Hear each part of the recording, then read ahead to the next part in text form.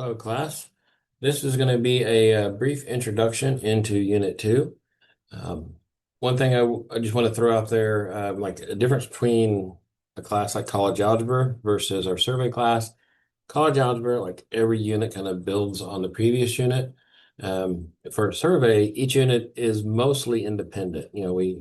Um, there's going to be some overlap here and there, but in general, we kind of each unit is kind of its own little thing. So, um, so if you like that unit, then unfortunately here, in 4 weeks we change and go on something different. If you don't like the unit, then in 4 weeks, we kind of go into something different. So, first of all, let me just on the test, test one. So when you're doing a math class, you need to think of it like a marathon, not a sprint.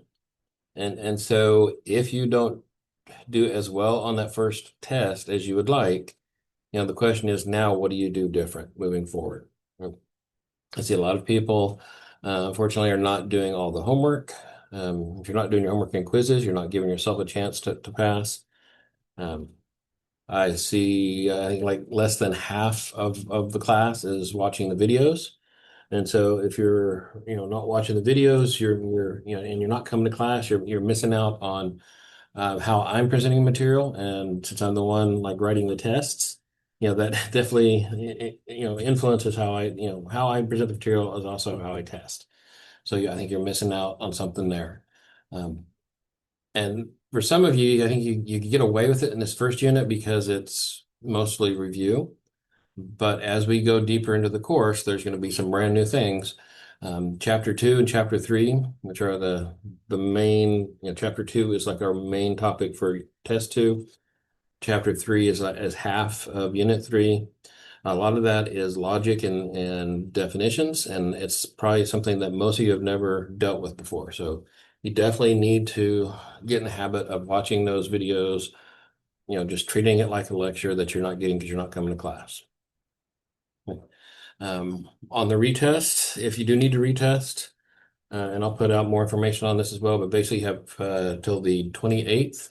What is that Sunday? I'll double check that. Yeah, the 28th. So you'll have 2 weeks to retest. Whenever you're ready to retest, then you will be taking that just like you did the first exam. So it is the same basic exam, but the one thing I'll do is since it is a retest, I tend to not be as generous with partial credit. Of course, a lot of you are not turning in your work, so your partial credit's kind of low on this first test anyway. So there's things that you can do to kind of make up for that first test if it didn't go as well as you like. But some of you need to like figure out what's working and what's not and make some changes. And if you need any help with doing that sort of stuff, please contact me. Not only have I been a teacher for a long time, but I was, a student as well. So I have, I can help people kind of adjust to do better in the course. All right. So that aside, let's look and see what Unit 2 is. So let me get into Blackboard. All right. So just like with the first unit, so I have study resources for Unit 2. The folder is set up just like for Unit 1. Oh, before I get into that, let me look at the schedule. It is here. So when is our test 2? Okay, so test 2, basically we have a test every 3 to 4 weeks roughly. So Monday is going to be the 15th. That's when you're starting Unit 2. This test for my in-person class is going to be that Thursday and Friday of that 9th and 10th of October. For the online class, I'll give you through Sunday. So 12th of October, that'll be the due date for this test. That's that week before fall break. So you basically have, 4 weeks for that test. Right, and again, when you look at that weekly schedule, that's for my Monday, Wednesday, Friday. That's like what we're covering in class. So that will also give you kind of a heads up on like what you need to be doing each week when you're doing it on your own, in addition to the due dates that are posted in MathLab. So in the study resources, again, I've got the lecture note outlines. The lecture note outlines are what I use in class, and then when I make my videos, I bring up the document camera and go through all of these.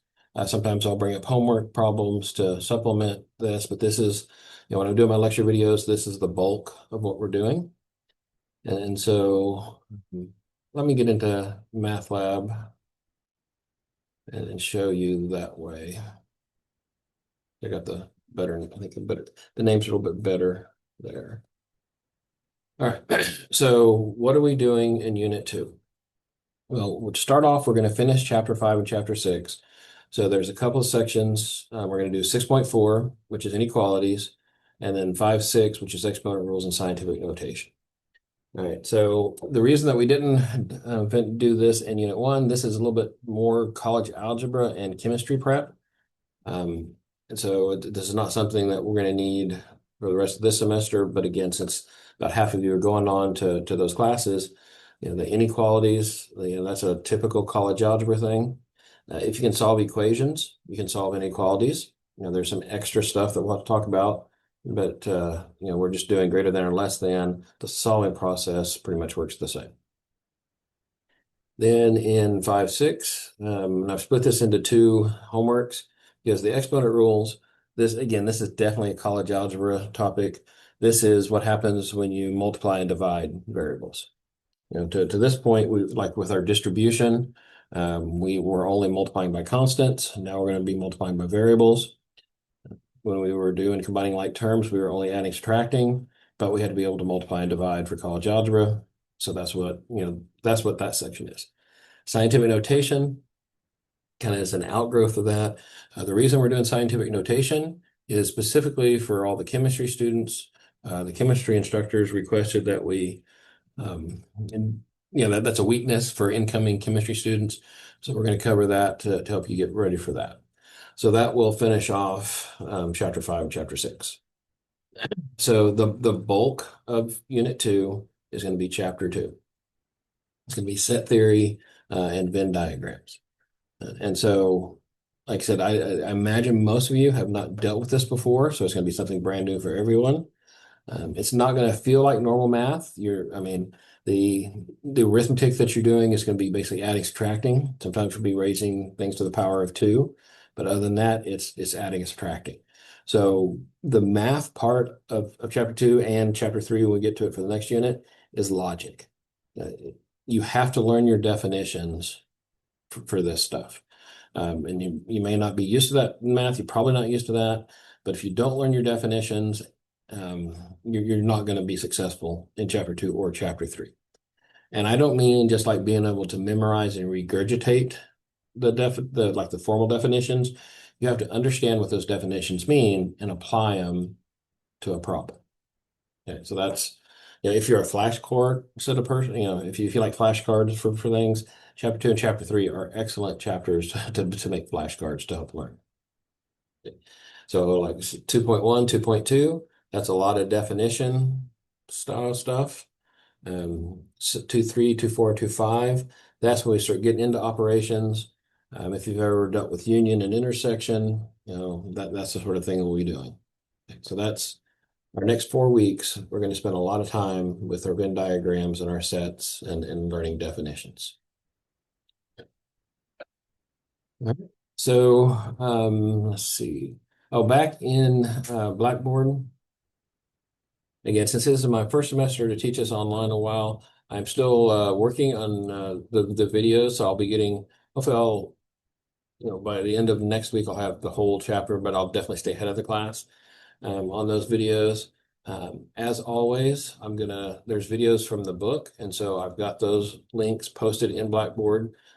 You can also go to the ebook in MyMathLab and find them, but here they are. So this way you already have the book videos, and then I'll have my videos.